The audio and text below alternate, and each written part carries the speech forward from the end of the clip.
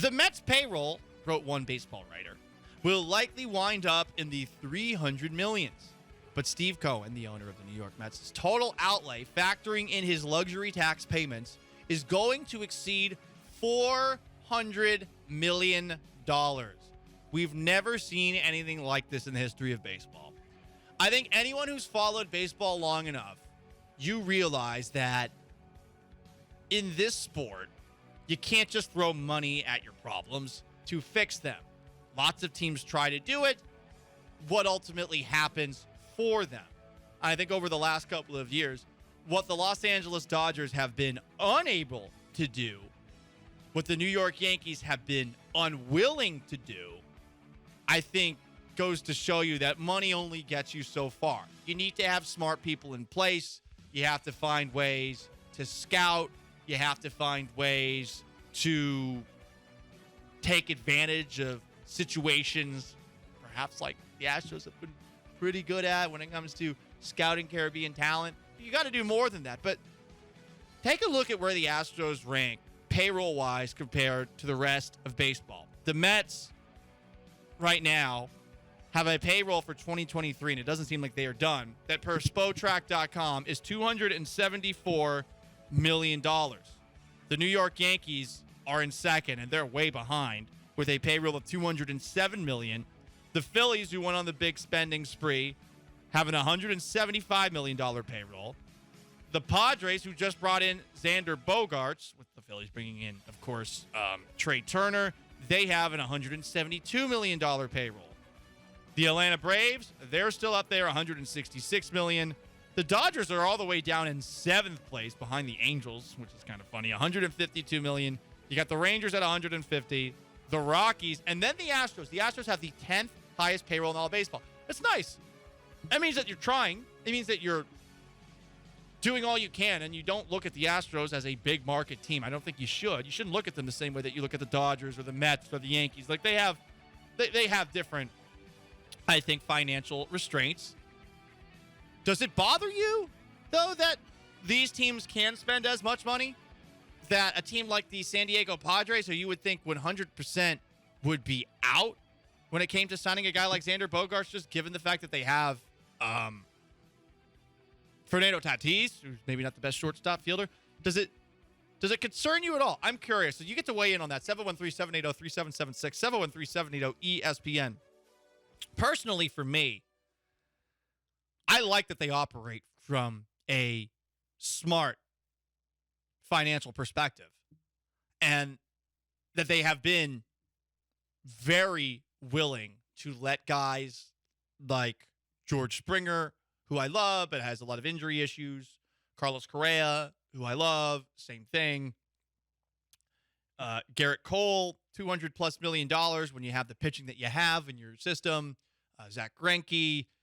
They have been very okay letting guys walk. Charlie Morton, if you want to go further. Dallas Keuchel. This team does not overpay, and it has yet to hurt them. You do feel like at some point it's going to catch up.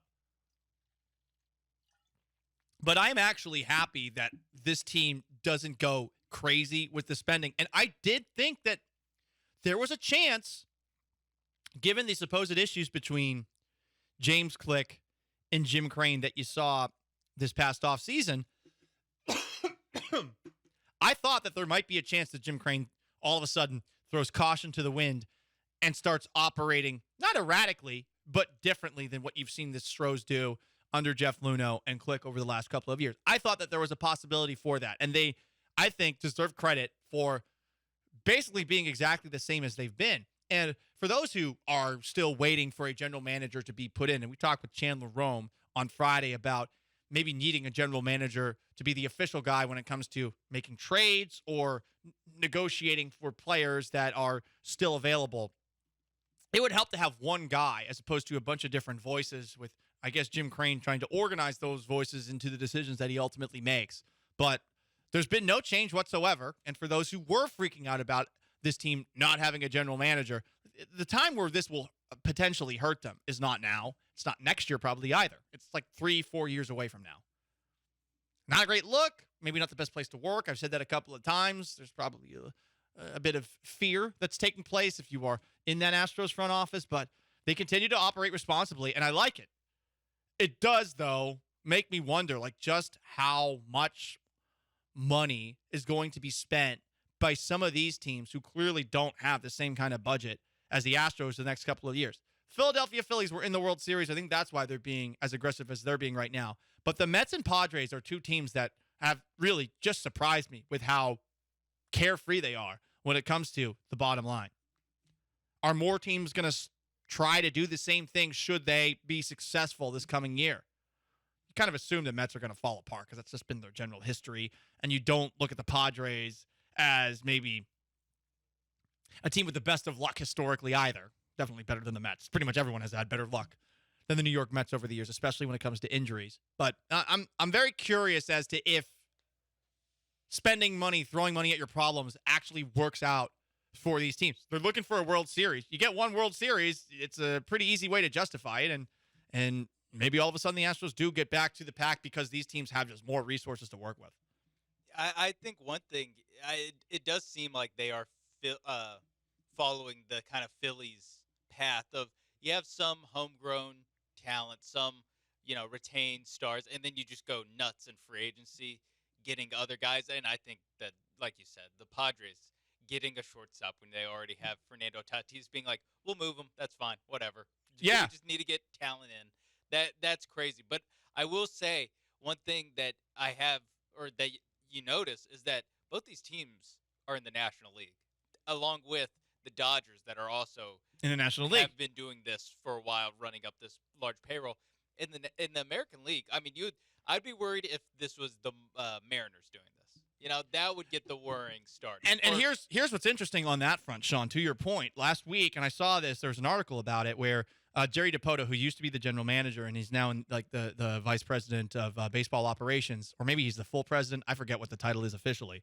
But he said, like, yeah, we're a mid-market team. We can only go so far. And they've been really aggressive with trades that they have made. But when it comes to actually spending big, they haven't done that. And the Yankees, I mean, they re-signed Brian Cashman and they re-signed Aaron Judge. So that is definitely an advantage, Sean. Good point that the Astros maybe have compared to those National League teams. Is like they're not competing with those teams for spots in the playoffs. They are maybe competing with them for, a free agent to make sure that they can maintain the level that they're at. But, they're signing Jose Abreu away from Chicago. I mean, just looking at the total payroll that's in here. So you have the Mets, NL, and also Mets. You have the Yankees, where, I mean, they haven't added anyone, and they're already number 2. And we saw how it went in the postseason. The Phillies, the Padres, and the Braves, all in the NL. You have the Angels, which, LOL, Angels. Rangers, too, who are right behind them. Rangers right there, Dodgers in there. I don't know how the Rockies are up this. How are the Rockies there? They're money laundering. I feel confident saying this is money laundering. I mean, the Rockies let like one of their best players walk to re-sign some guy who's not good anymore. What was that guy's name? I forgot at the top of my head. Oh, they this past offseason where everyone was like, wait, what? They let Trevor Story walk, and they traded Nolan Arenado while still paying some of his contract. Yes. They went out and signed Chris Bryant, who got hurt. Chris Bryant, yeah. right, who is not the Chris Bryant of old. Until like June to debut, and then he got hurt again. Oh boy, they're spending more money on their baseball team than the Houston Astros are. Astros, they're spending a lot compared to the other teams in the American League. It is interesting, and yeah, Toronto's really the only other contender, and they're like $120 million or so. As far as actual Astros news, I guess it is possible that Christian Vazquez could be coming back to the Astros, who missed out on Wilson Contreras. He has been tweeting as such. Remember when he got traded? I was like, oh, he's just going to go to Boston in the offseason. When he got traded and had a microphone in his face, literally finding out he was leaving the Red Sox, he was like, man, I kind of want to go back to the Red Sox. And, of course, like toxic Astros fans, like to make everyone like the Astros again hat wavers, they were like, oh, my God, what a bastard. He doesn't want to be here? Why are we trading for him? There were some people that were like that. But he did tweet out yesterday a picture of him with the Astros wearing, after they won the World Series, wearing a World Series champion T-shirt. It would be interesting to see them go into next year with the exact same catching situation and those two younger guys. Maybe that they're willing to bring back Vazquez shows that they're not as excited about Corey Lee and or Diaz as maybe we might have been, given the fact that they, for a time at least, looked like they were willing to let Vazquez walk. But we'll see what happens on that front. That's the latest when it comes to the Astros doing anything.